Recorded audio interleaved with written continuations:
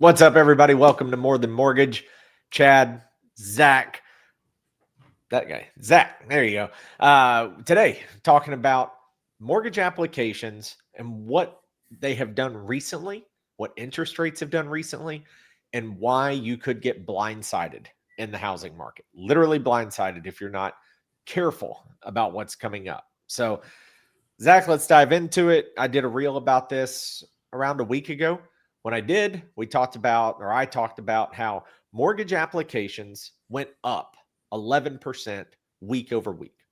Well, mortgage rates, according to this source, and they're getting very fractional here. So when I say this, don't think that rates took a tumble and you missed out. We're talking that they went down 0.01 or 0.02 or 0.05 or something like that.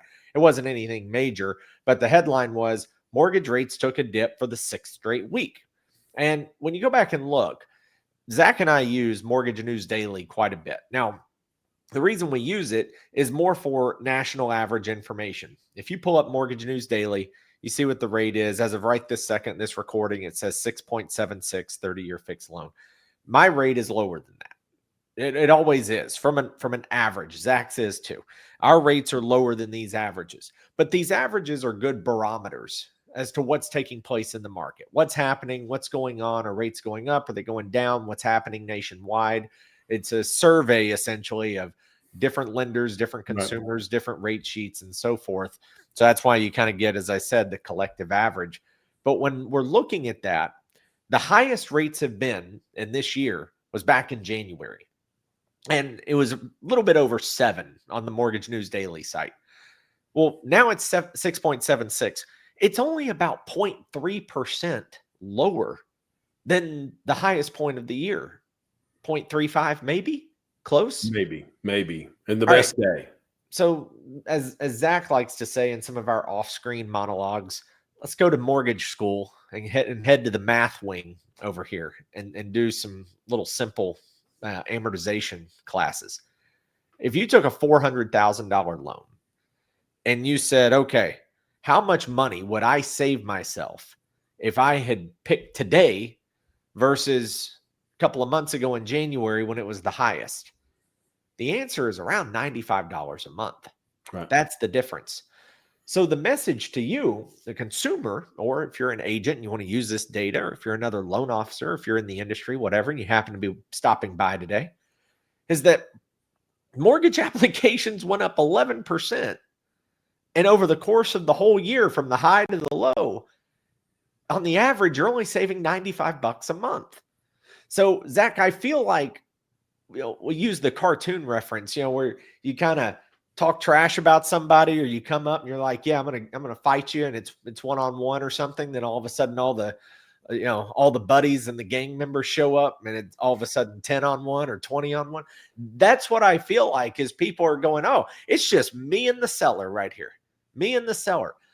There is so much competition and pent-up demand sitting behind in the shadows, not talking about it, who are ready and willing to jump. Because what happens, Zach, if it goes up 11% and we're talking $95 in a payment, what's going to happen when it's $200 a month, when it's $250 a month, when it's $180 a month? What's going to happen then? And I don't know that it's all rate from this tiny surge. It could be the new year. The election is over. The inauguration has happened. It's March. We're into the spring. People have gotten a taste of a few days of warmer weather. People are getting outside more. The days are longer. The sun is out. It could be a number of those things, but you can't ignore the fact that no matter what it is, there's demand. Right.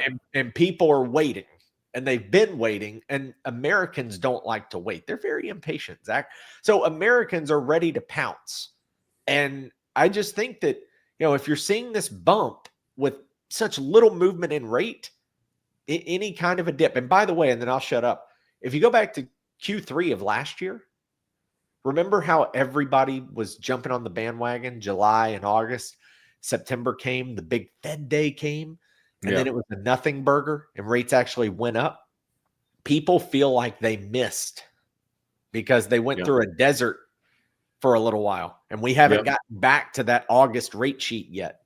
So again, are they going to miss this time around, or are they going to pounce? And I look at data, and I'm a big data guy, and to me, there's so much more competition out there than what people give credit for, and they're ready, and it's going to be a problem. Well, all you have to do is really look at the lackluster numbers in performance over the last couple of years in real estate to know that there's not as many people buying houses, and they're holding off, and they're holding back, and it's been depressed. The activity's been depressed, and Right. it really is. I thought it was a great piece of video that you put together, because you took this correlated data that is, hey, we've seen these advertisement that rates are just barely dripping down a little bit, and you don't see that in the headline. The headline is mortgage rates have dropped for the 7th week in a row. Right.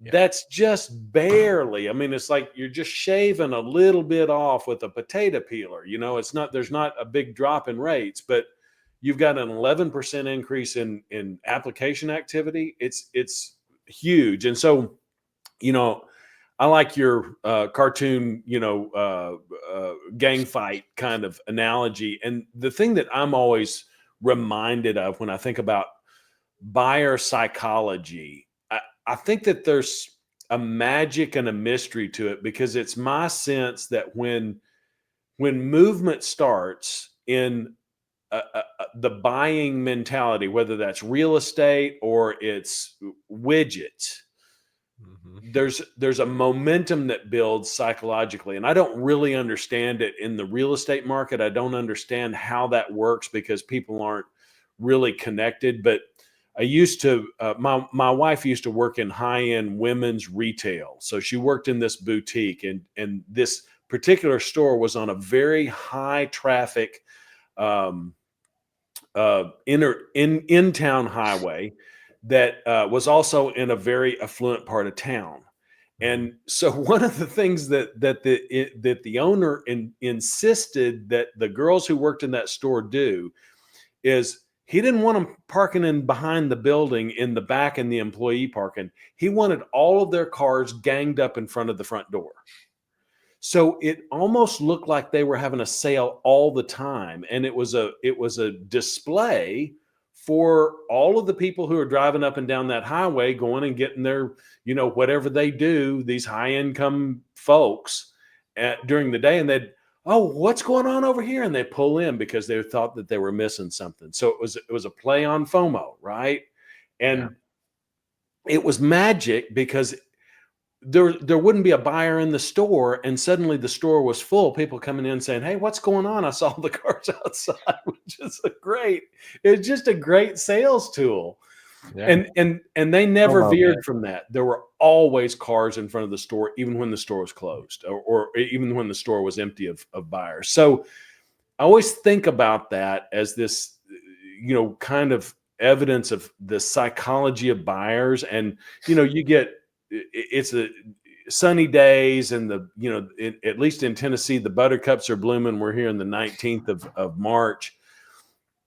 All of those things kind of come together. But boy, when we see these rates drop a quarter or a 0.5%, is going to create mayhem in the market. And I think that it's going to suck all the inventory up. And when I see increased demand on inventory, I see increased buyers coming in, I see prices going up. So that may not necessarily be prices going up in houses, but we'll see houses going off the market at list price, and we won't see the same seller concessions that we're seeing right now. Sellers will not be in a position where they're paying closing costs or buying down rates if we see those rates go down and the buyers come into the market. We're also coming up on, this summer season where, people are trying to get in the groove to get relocated in the summer so that they're ready for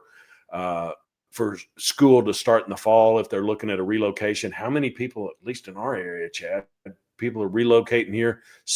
We still see this constant flow of folks coming in, and maybe even more so as the announcements of the headquarter relocation from out west are actually manifesting now. Those buildings are finishing up, and the In-N-Out burgers are starting to open, and we got to have, these people have got to make their relocation plans happen this summer. And that really is happening now, because, if you're going to move in June, you need to be pre-qualifying today. That's that's the way the calendar works. It is crazy. This week I've talked to someone from Utah and someone from California. So yeah, still happening. And to put something in perspective, how about Memorial Day is only about 70 days away? And it's insane. We're basically 2 months from Memorial Day. So it happens quick once it gets going. But all right, that's it. Just something to keep in mind. Again, the data doesn't lie.